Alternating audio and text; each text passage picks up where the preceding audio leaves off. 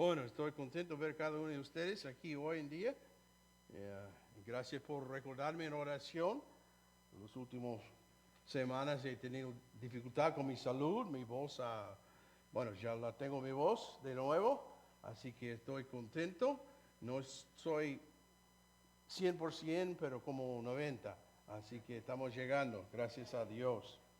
Y vamos a continuar hoy con nuestra serie sobre la doctrina de la antropología o la doctrina del hombre.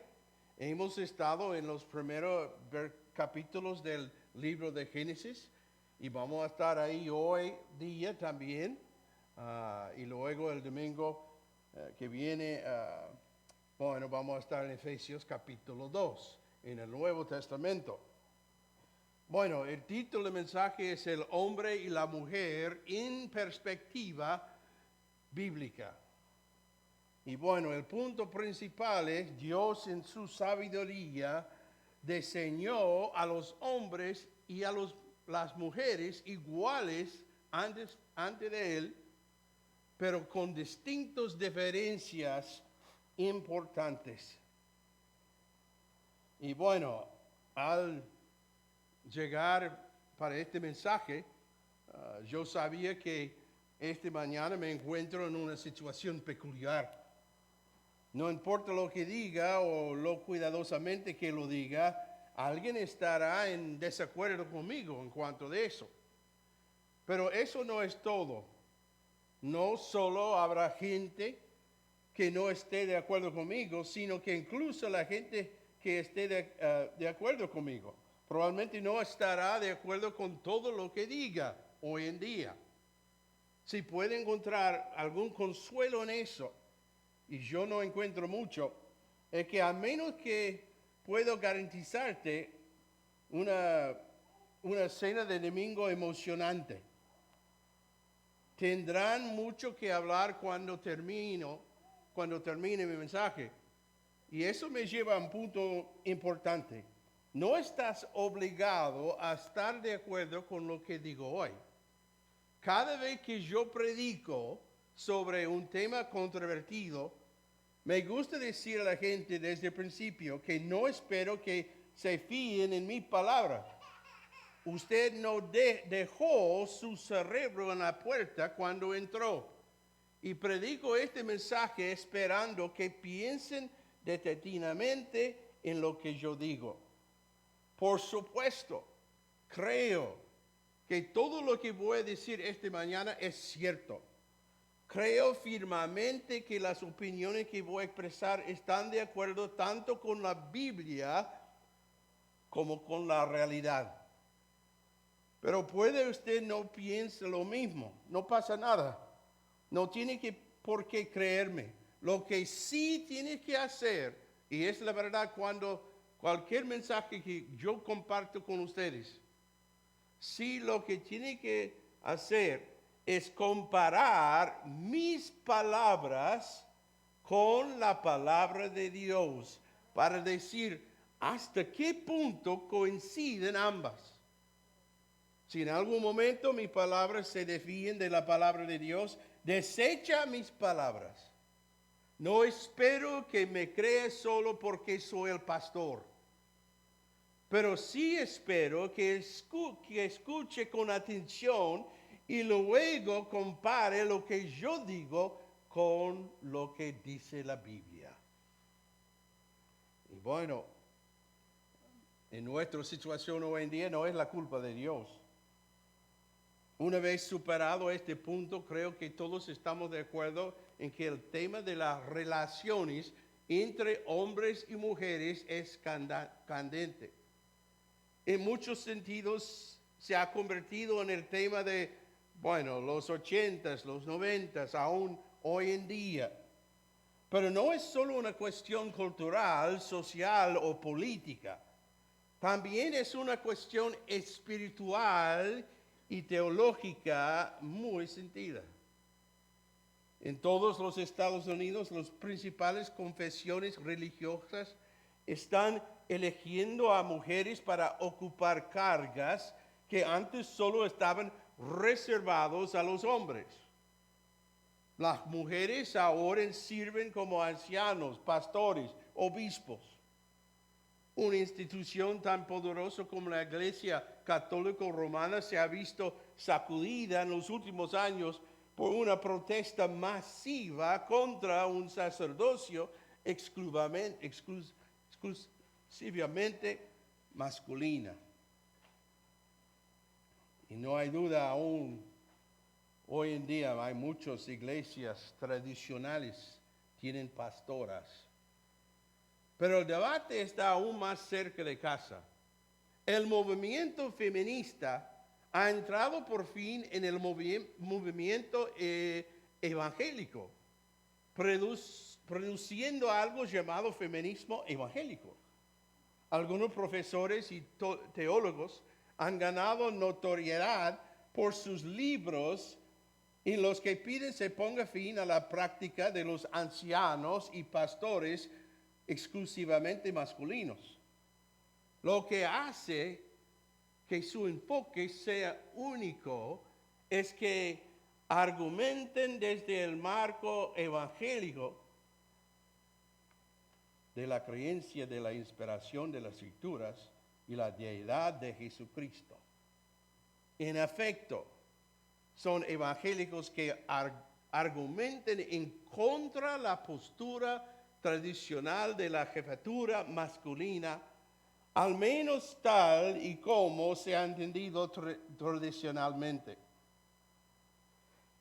El verdadero debate se sitúa en un nivel más profundo. Vivimos en una época de confusión cultural sin precedentes. Las familias fracasan, los matrimonios se rompen, los niños sufren abusos, los maridos engañan, las mujeres son maltratadas, las parejas se casan, se divorcian y se vuelven a casar, se unen, se separan y se vuelven a casar, todo ello cargando un enorme, problemas personales.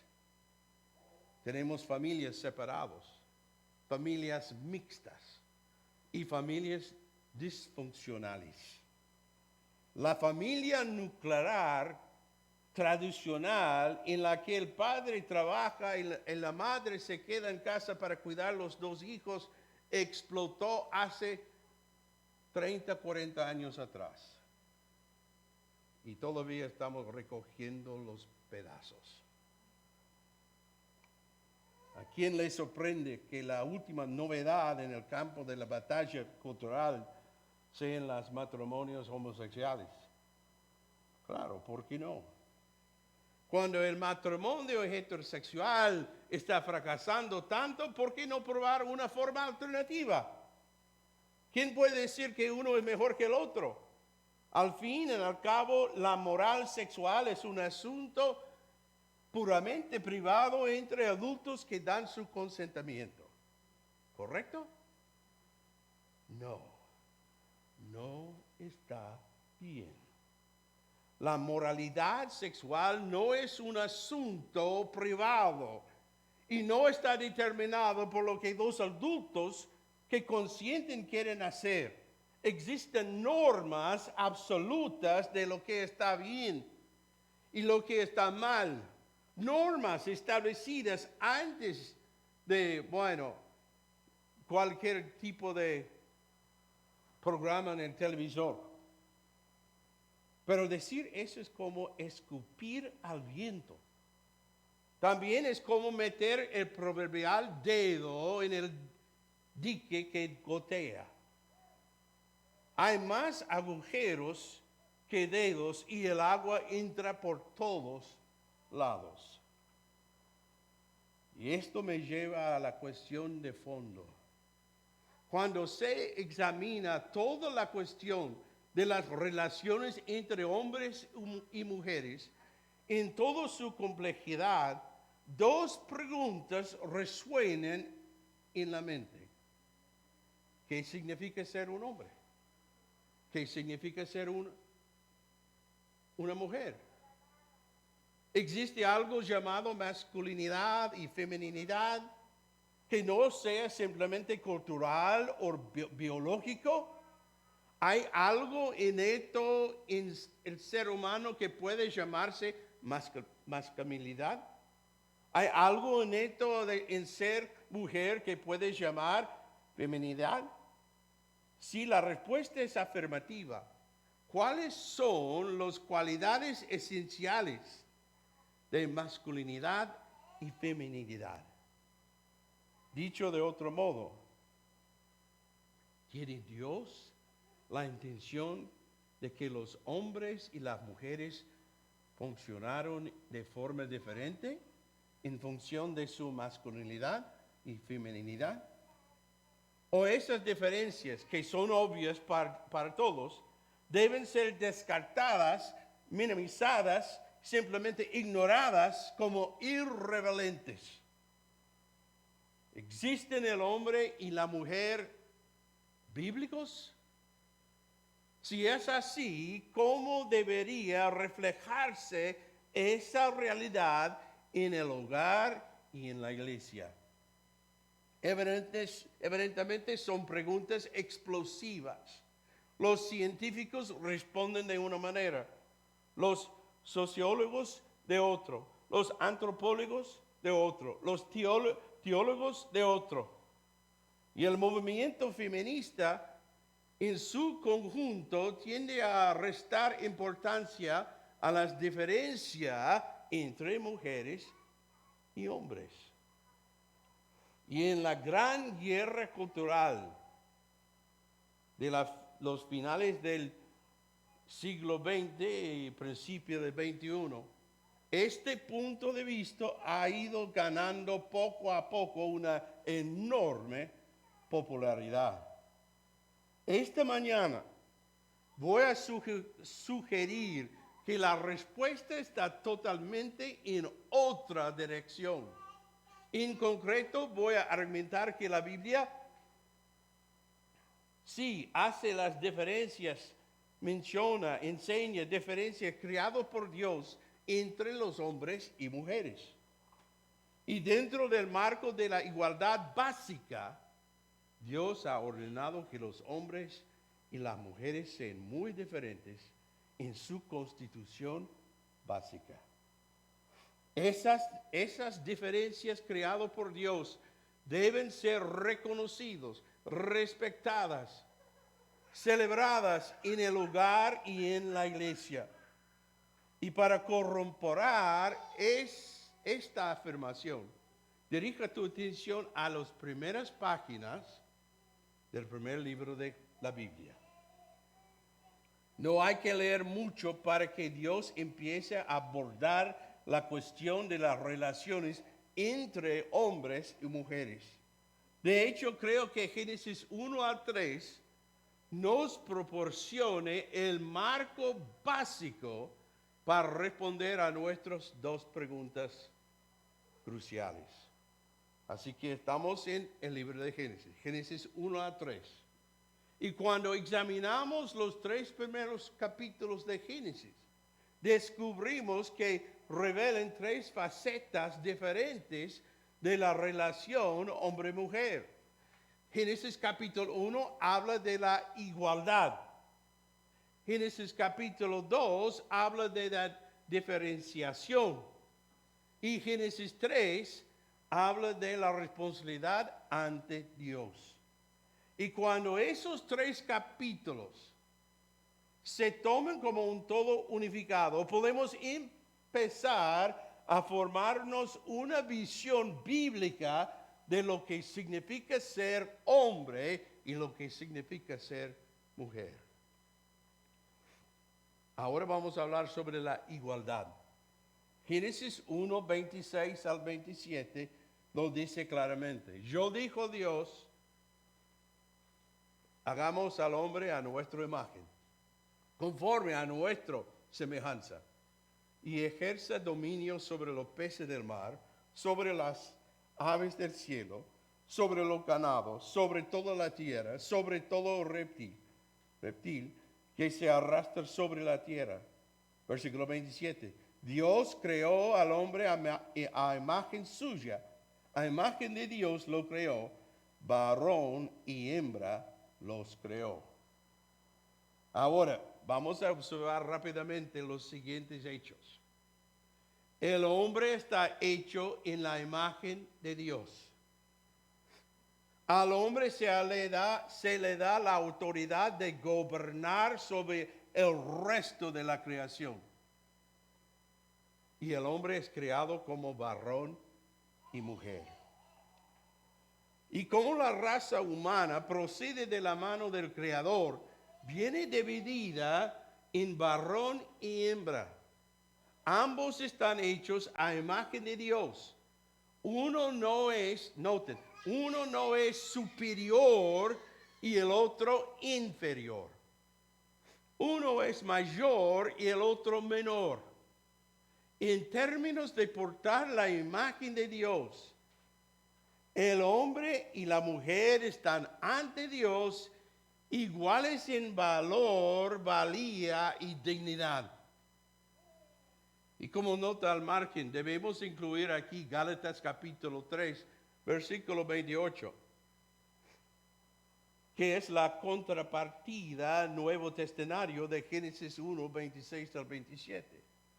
En este versículo Pablo dice claramente, no hay judío, ni griego, no hay esclavo, ni libre, no hay hombre, ni mujer, porque todos son uno en Cristo Jesús. ¿Y qué implican estas palabras? El significado es sencillo. Cuando se trata de la salvación, hombres y mujeres son admitidos en igualdad de condiciones en el cuerpo de Cristo. Nadie tiene ventajas sobre los demás. Todos se salvan por la misma manera, por fe en el Señor Jesucristo. Ahora podemos añadir 2 puntos a nuestra lista. Hombres y mujeres son igualmente redimidos, herederos de la gracia de Dios.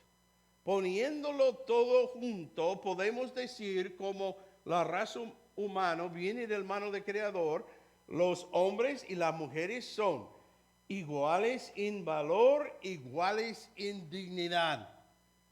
Y a medida que hombres y mujeres son añadidos al cuerpo de Cristo, son igualmente redimidos, igualmente heredores de la gracia de Dios. Y bueno, voy a parar un momentito. Toda la Biblia es acerca de el gran plan de redención de nuestro Señor para los seres humanos. Ya hemos tocado lo que pasó en el jardín, la caída del hombre. Y ha pasado a todos los seres humanos. Y la única opción es ser redimidos por Jesucristo.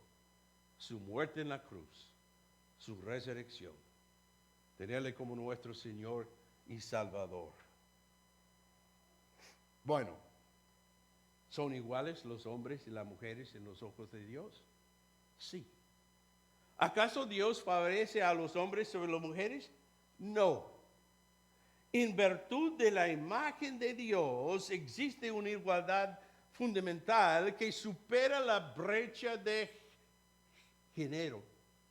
En virtud de la redención de Cristo existe una igualdad espiritual que permite a los hombres y mujeres situarse en el mismo plano a los ojos de Dios. Y esto responde a una gran pregunta. ¿Enseña la Biblia la igualdad? Sí, la enseña. Pero Génesis 1 no es toda la historia. Lo que sabemos es que la igualdad funcionará en la interacción entre hombre y mujer. Y para descubrirlo tenemos que acudir a Génesis capítulo 2. Y aquí vamos a ver las diferencias, la diferenciación. ¿Y qué descubrimos al leer Génesis capítulo 2? Si pudiera responder a esa pregunta con una palabra, sería la palabra diferenciación. Génesis 2 trata de la diferenciación del hombre y la mujer. Y noten los siguientes hechos. Y bueno, la referencia está ahí, puede revisarlo en su tiempo. Pero cuando yo acercó este tema, yo vi que yo podría predicar 5 o 6 sermones. Así que tenemos mucho para cubrir. Noten en Génesis capítulo 2, versículo 7, Adán es criado primero. Luego, versículo 15, Adán recibe el mandato de cuidar el jardín. Versículos 16 y 17, Adán recibe la advertencia sobre el árbol prohibido. Luego, versículos 19 y 20, Adán nombra a todos los animales.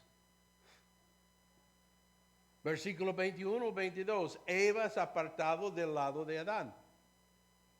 Versículo 23, Adán la nombra mujer. Versículo 24, el hombre es el que deja a su padre y a su madre. Bueno, ¿cuál es la implicación de todos estos hechos? Adán tiene un papel de liderazgo en el jardín antes de la caída. Fue creado primero porque la intención de Dios era que fuera el líder en relación, y es el mismo punto que Pablo expone en 1 Timoteo 2, 13 a 14. Se le da el mandato de cuidar el jardín porque el papel principal de someter al mundo es suyo.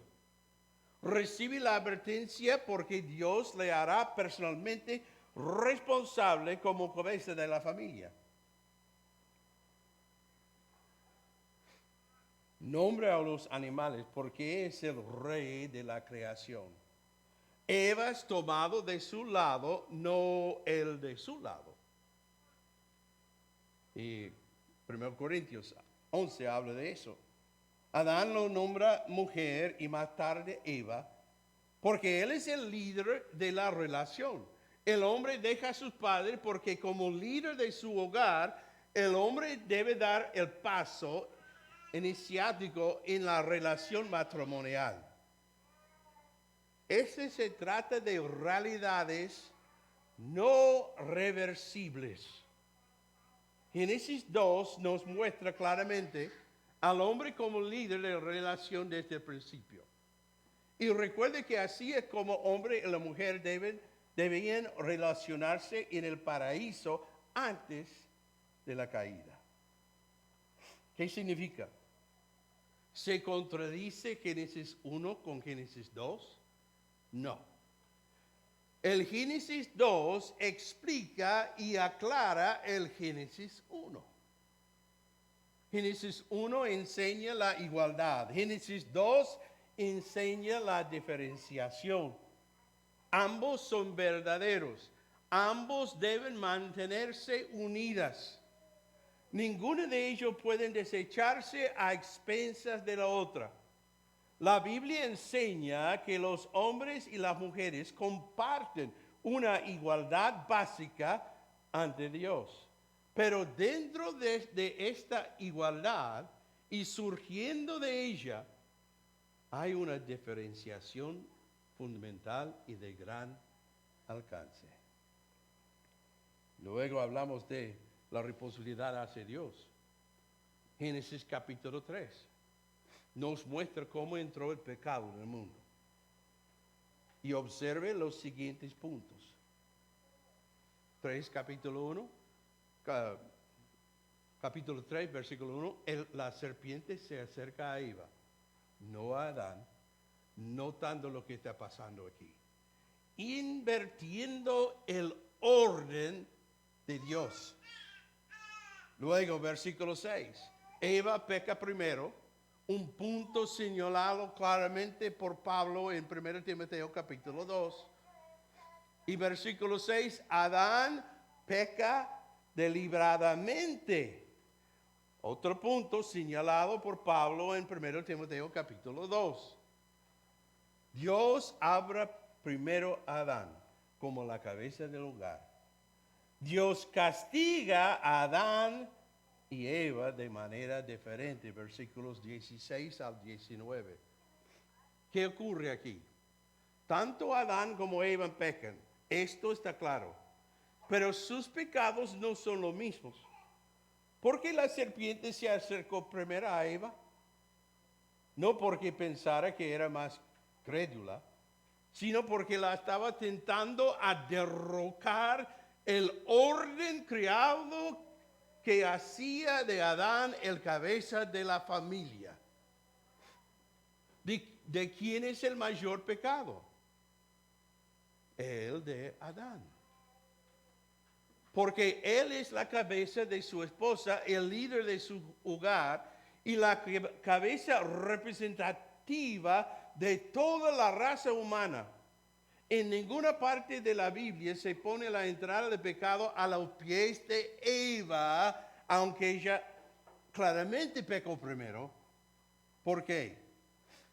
Porque como cabeza de su hogar, por eso Adán es considerado personalmente responsable por Dios de sus acciones. Y por eso tenemos Romanos 5:12. Por tanto, tal como el pecado entró en el mundo por medio de un hombre y por medio del pecado la muerte, así también la muerte se extendió a todos los hombres porque todos pecaron. Noten lo que dice.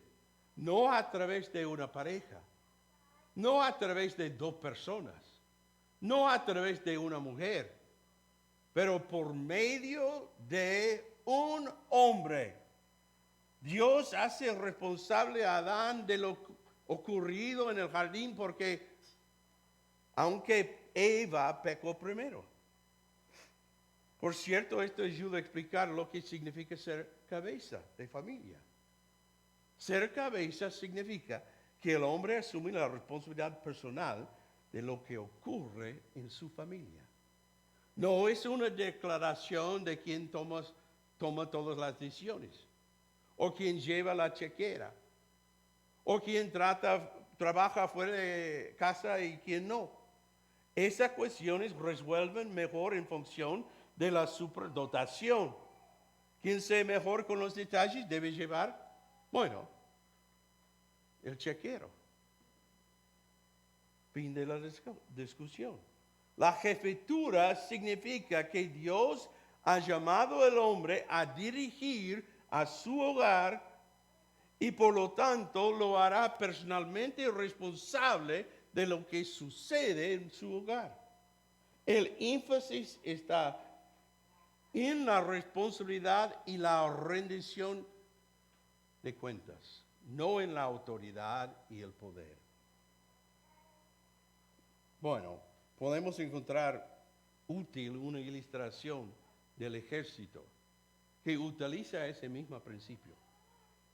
Cuando un soldado raso comete un error que perjudica a otras personas, ¿quién es el responsable? Último, el oficial al mando.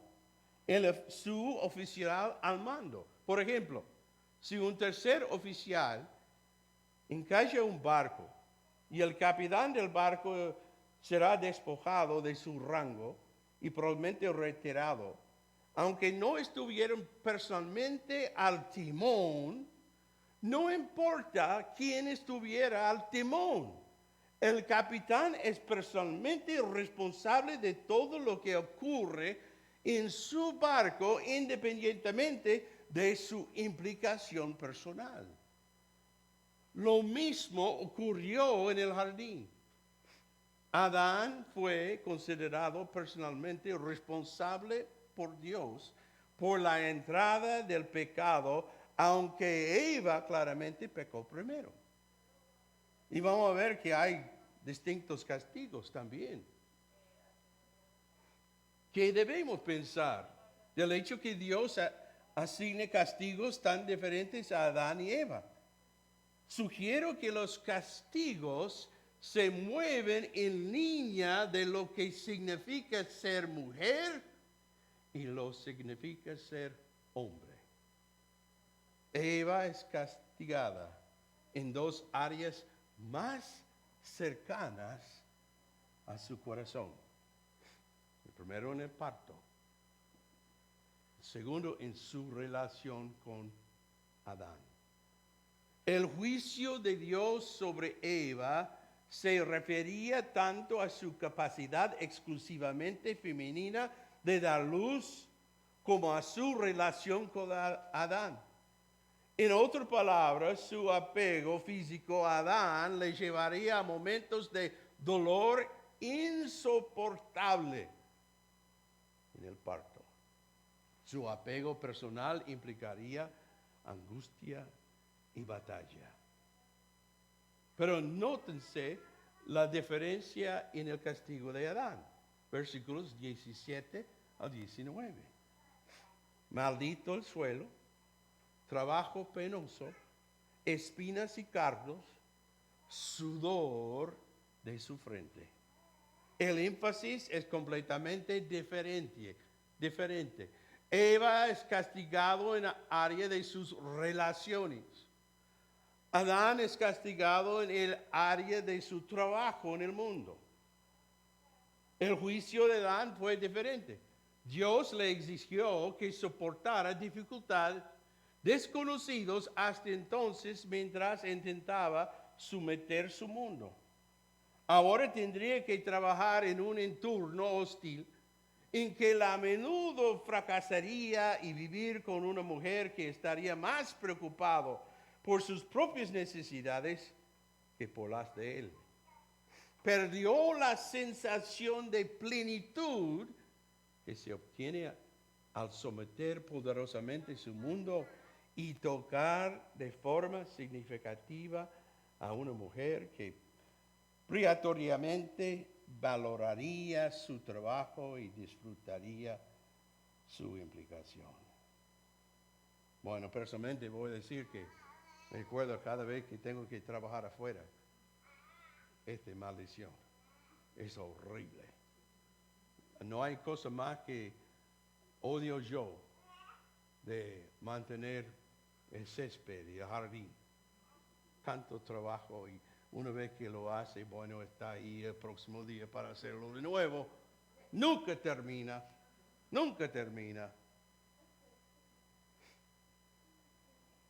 Asegúrese de captar este punto principal. Los juicios son diferentes, porque Adán y Eva son diferentes. Y Adán y Eva son diferentes porque los hombres y las mujeres son diferentes. Y los castigos reflejan claramente ese hecho.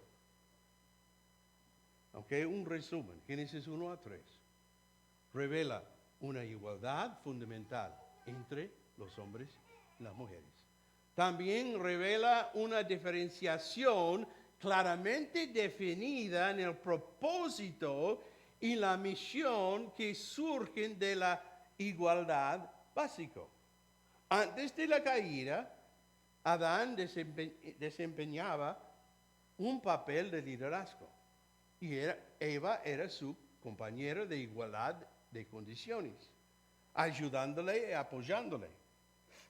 Aunque Eva pecó primero, Dios considera a Adán como cabeza de la familia, personalmente responsable de la entrada del pecado en el mundo. Y después de la caída, Adán y Eva reciben castigos que se ajusten exclusivamente a ellos como hombre y mujer. Y por último, la entrada del pecado pervierte distorsiona relación entre hombres y mujeres, de modo que la cooperación es sustituido por la competencia. Y ahora vamos a hablar de la realidad hoy en día.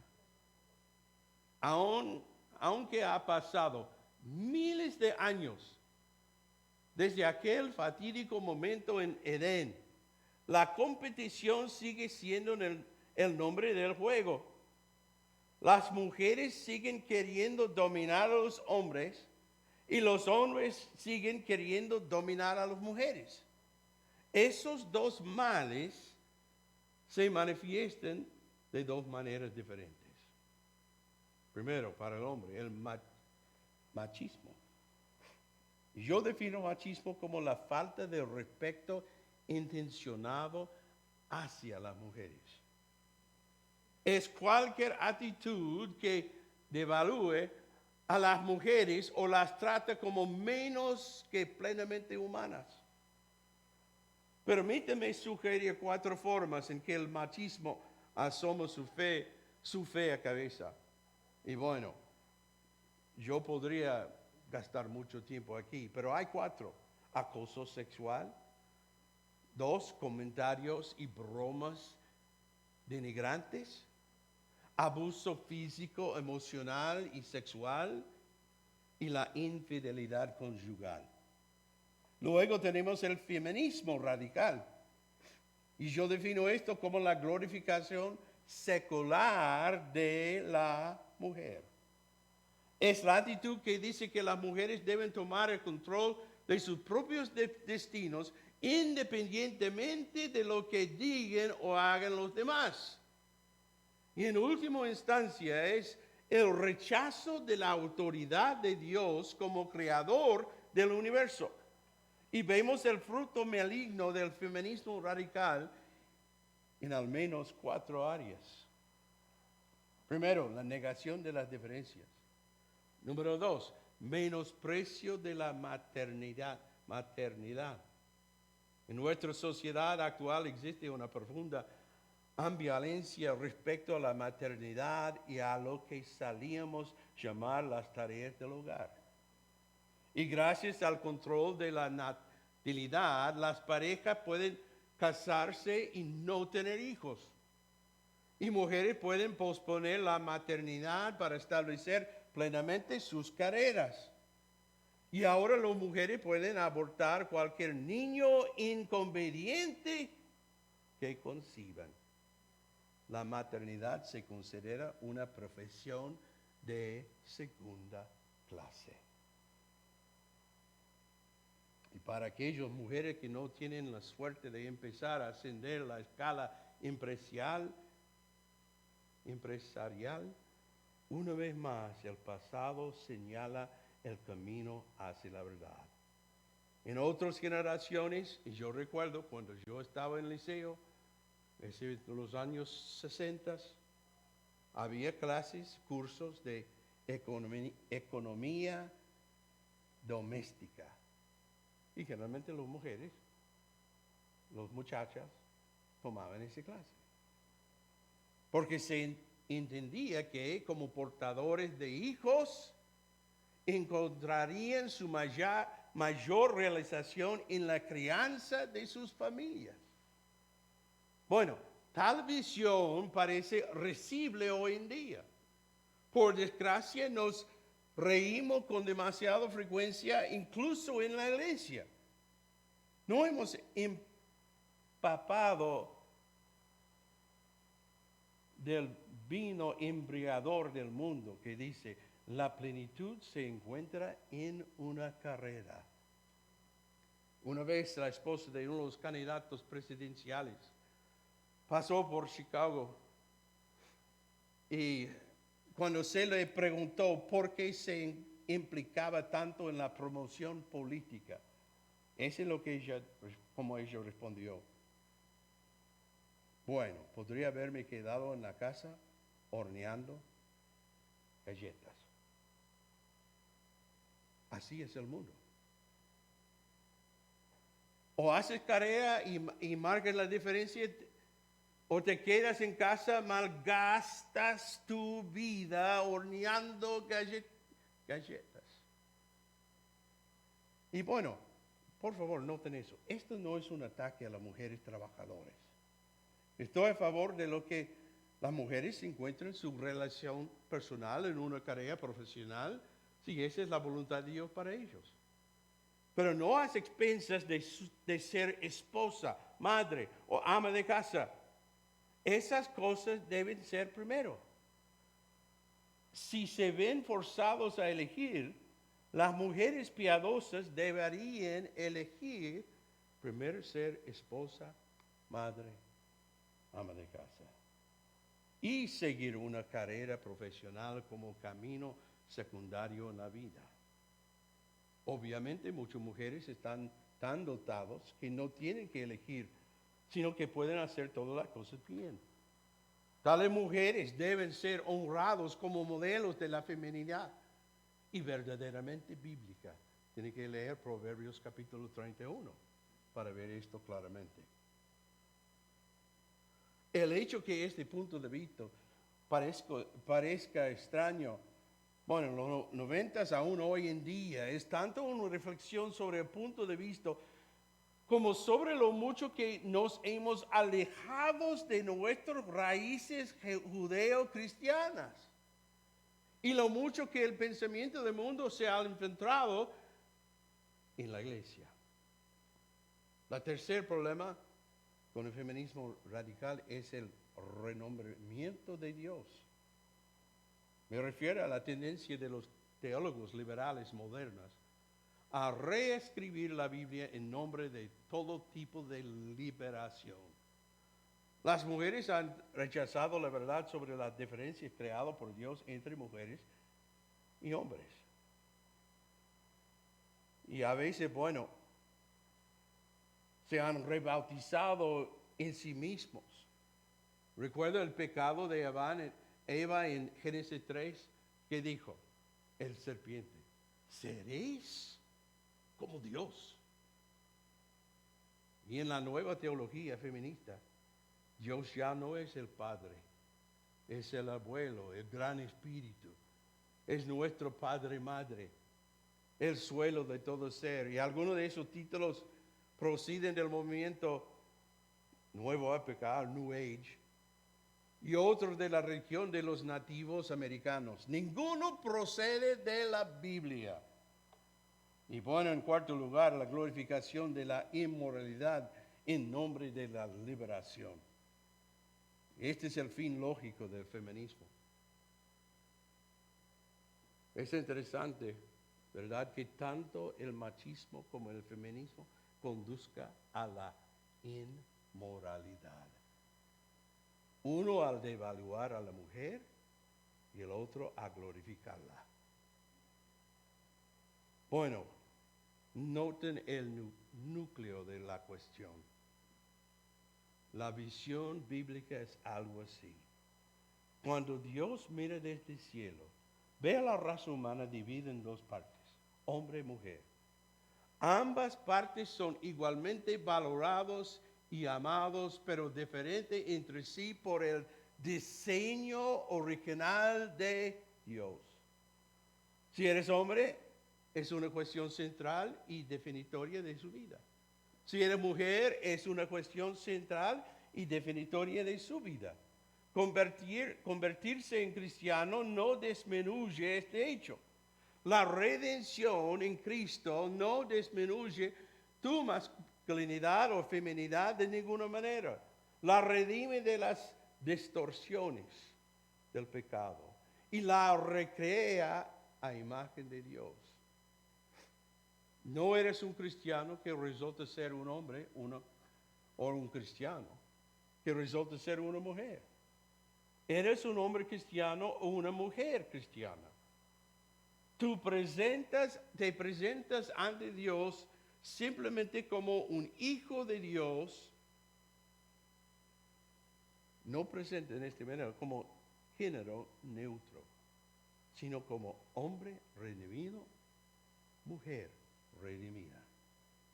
Y Dios se relaciona contigo sobre esta base. Bueno, ser un hombre significa ser un protector, un proveedor, un líder abnegado. Ser mujer significa una animadora relacional, una intuitiva dadora de valores, una abnegada completadora.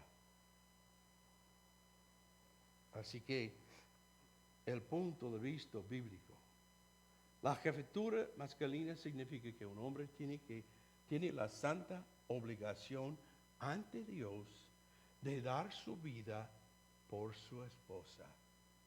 Leemos en Efesios capítulo 5. Es claro. No solo su esposa, sus hijos, su familia, sus amigos y por la gente de su propia congregación. Para un esposo significa que él tiene los mejores intereses de su esposa en su corazón, que sacrifica sus propios deseos por los de ella, que la pone siempre en primer lugar de sus afectos. Para un anciano de la iglesia local significa que dirige en primer lugar, en último lugar y siempre sirviendo a los demás. Para la mujer, la sumisión en este contexto significa creer que Dios es capaz de obrar a través de su marido para cumplir su voluntad en su vida, proteger sus intereses, satisfacer sus necesidades más profundas. También significa creer que Dios puede hacer lo mismo a través de los líderes de tu iglesia. Cuando volvemos al modelo bíblico de las relaciones hombre-mujer, descubrimos la verdadera libertad, la verdadera liberación y la única base para la satisfacción y la realización personal duradera. Solo por seguir la Biblia. Vemos tanto, quizás usted tiene amigos, amigas, compañeros de trabajo. Vemos un mundo en un desorden increíble. Una falta de paz, una falta de satisfacción. Siempre tratando de llenar ese vacío adentro con cualquier cosa, sea mujer, sea hombre. Pero la única manera para encontrar esa paz, esa satisfacción completa, es por seguir,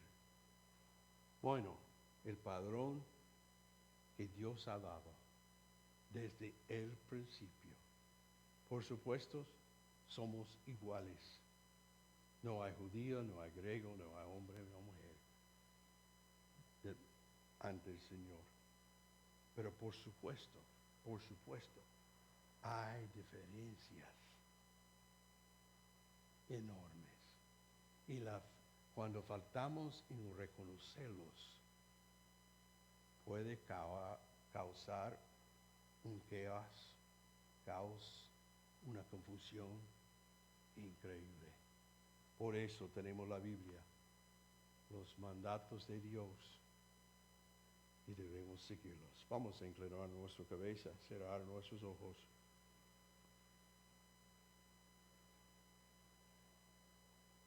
Ese tipo de mensaje nunca es fácil predicar, pero es la verdad. Pero en ese momento, yo estoy preguntando, ¿cómo usted delante de Dios ha sido redimidos por la sangre de Jesucristo o no? Bueno, el primer paso de seguir la palabra es poner su fe y confianza en el Señor como su Salvador. Y yo quiero invitarles hoy en día, después de la reunión, si tiene preguntas o cualquier duda, estoy dispuesto a hablar contigo. Pero quiero decirle que necesite ser salvo. Padre Celestial, te damos gracias de nuevo por la oportunidad de estar aquí y compartir tu palabra, Señor. Gracias por como la palabra es tan clara. No hay duda en lo que podemos ver y leer y estudiar. Gracias, Señor, que tú eres fiel y nos has prometido No solamente vida eterna, pero una vida abundante ahora mismo. Y solo por medio de andar con Cristo, el Señor y Salvador. Es una decisión que cada uno tiene que hacer. Bueno, puede decir, bueno, no quiero hacerlo hoy. Pero últimamente no puede evitar lo que hace con Cristo. Mientras tiene la oportunidad, Señor, por favor, abre el corazón para cualquiera aquí para entender la necesidad de un Salvador. Ayúdanos a ser fiel, cada uno de nosotros, hombre y mujer, ejemplos de lo que tú puedes hacer en la vida. Y vamos a darte la honra y gloria. Oramos.